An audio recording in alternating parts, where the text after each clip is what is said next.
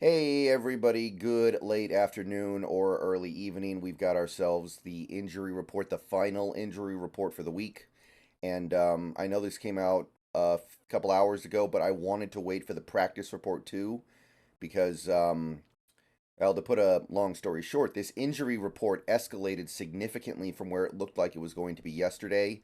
It's significantly more troublesome than we initially thought it was going to be, and I wanted to see the practice report before I made any conclusions. I wanted more information, so I decided to wait, and we have the practice report now.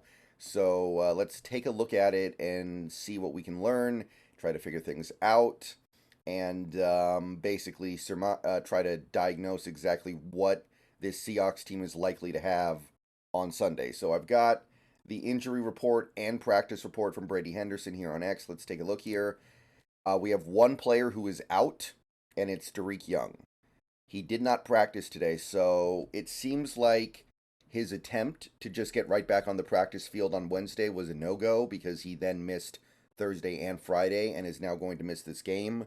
So I don't know exactly how to feel about that.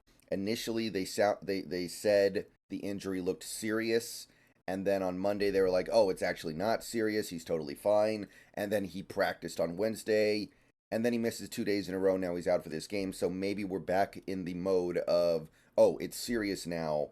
And I mean, we can certainly afford to shut him down for the season if we need to. So I don't think there should be any hesitation to do that if he needs it. But this is certainly alarming for him that he went from Monday, everything's cool, everything's fine, to Wednesday, oh, he's practicing in full, we're good, to, oh, now he's missing the game and he missed two straight practices. So Derek Young out, and I don't know what his status is for the rest of the season, but I'm not optimistic at this point. Obviously, he's not a huge loss. We haven't had him at all this year. He hasn't done anything this year yet. So if he needs to miss the year, he can miss the year. But yeah, not great for him. Obviously, I do like him still. I do want to emphasize that I like him more than a guy like an Eskridge or a Cody Thompson, but might just not be his year. Sometimes it happens. Okay, we have four questionable players, and this is where things get a little bit murky.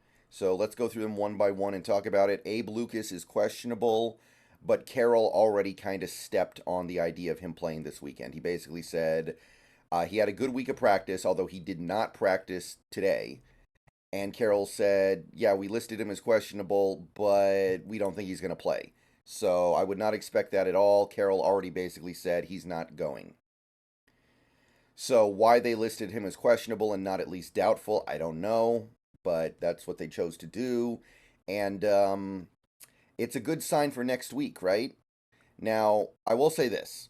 It's a quick turnaround, right? Because we play Sunday, then we play Thursday. If Abe Lucas played on Sunday, it would be really hard for him to turn around and then play on Thursday.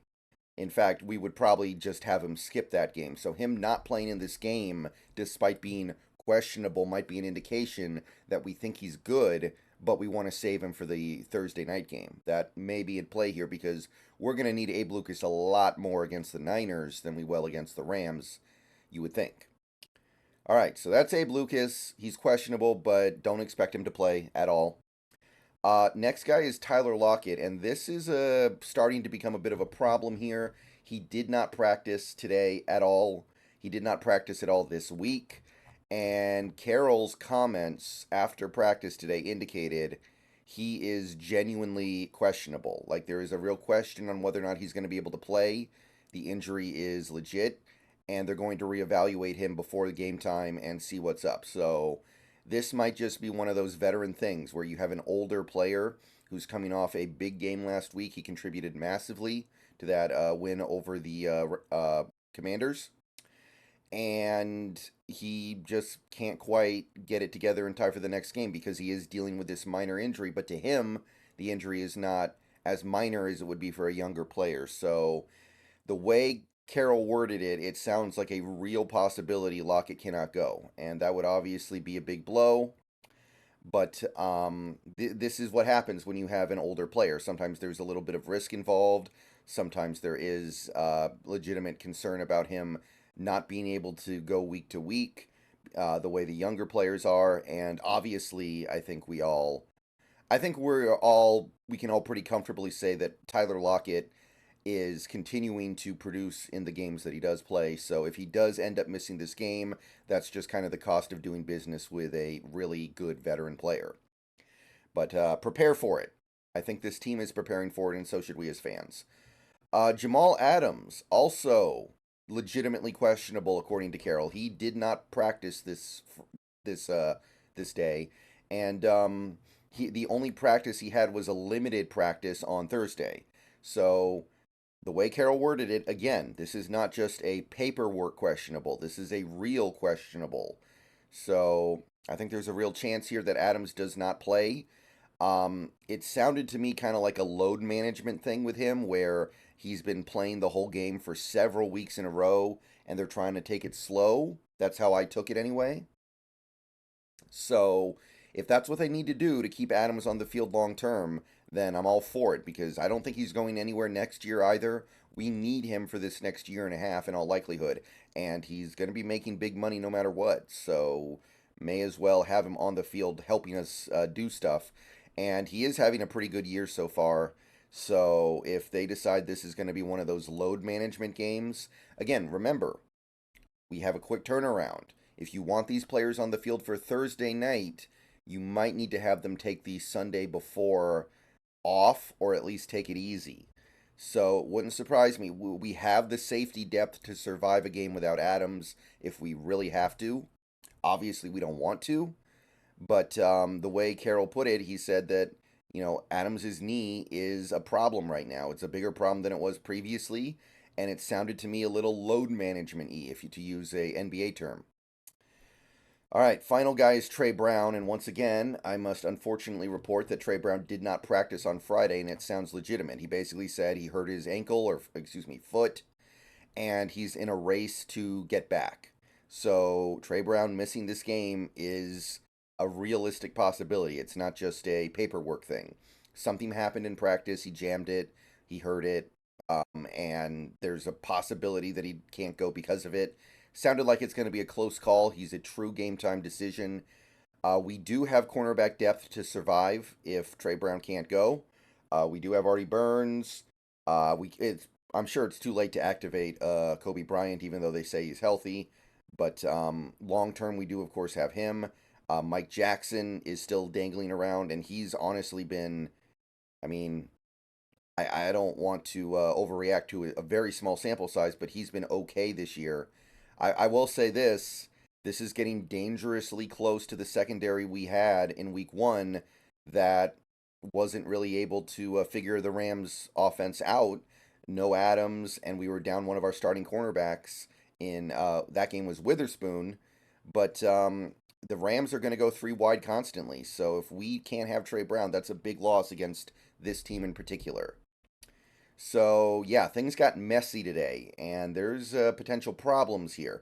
The good news, the positive news here would be Colby, good to go, no doubt about it. Brooks, good to go, no doubt about it. Dixon's fine. Damian Lewis is fine. Bradford's fine. There were some guys who we had some questions about during the week that are fine. And, a guy like Colby, we might really need him right now if we don't have Lockett. A guy, these guards, we might really need them, assuming Lucas can't play, which I think is fair to assume here. And that is good news, but this got a little bit rough. A couple other bits of news here. The Seahawks have signed Jason Peters to their active roster from their practice squad for the remainder of the season per Adam Schefter. So we've decided that he was playing well enough to where he's worth the roster spot and the money to bring on. So good for him. I'm happy for him. I was hoping maybe we could get by, but it looks like Abe Lucas is going to miss just enough time for us to feel like we need to keep Peters around. Peters does have versatility to play multiple positions on the offensive line. So multiple things that could happen bad for this team are things that he can cover up. And he is playing fairly well. I will say that at his age, there are going to be some weeks where he has it and some weeks where he doesn't, and that needs to be expected. If he does become a full-time player for this offensive line, I would definitely we need to have the right expectations. We have to expect that some weeks he'll be really good because he is an all-time great player, future Hall of Famer, I'm sure. But at the same time, at 41 years old, some weeks you're just not going to have it. Like, just as an example, let's say he plays this weekend against the Rams, then I would say against the 49ers, that quick turnaround, you gotta shelve him.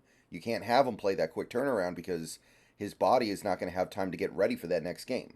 So, good for Peters. Good story for sure. I was hoping we could just get by with a few elevations, but at this rate, at this point, he's going to do enough to deserve this. And the Rams injury report, I saved this for last because there's nothing here. Basically, every single player they had any kind of question about was a full participant in practice on Friday today and is no doubt going to play. They had a few guys who rested today, some of their veterans, but they are good to play. There's one player, let me zoom in here a little bit. It might not be working, but you're going to have to take my word for it if you can't see it.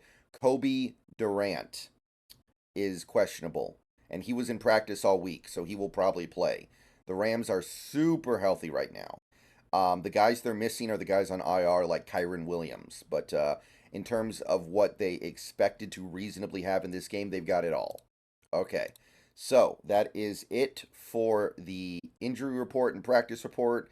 It's not great. It did not clear up the way we were hoping today. It got worse.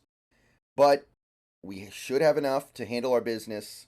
Only question is, what kind of business is it? But we'll talk more about that tomorrow morning. Thanks for watching. I will see you guys later. Go Hawks. That is your injury report for the week. We've got some real game time decisions, so there will probably be another video on Sunday talking about the actual statuses of these players before the game.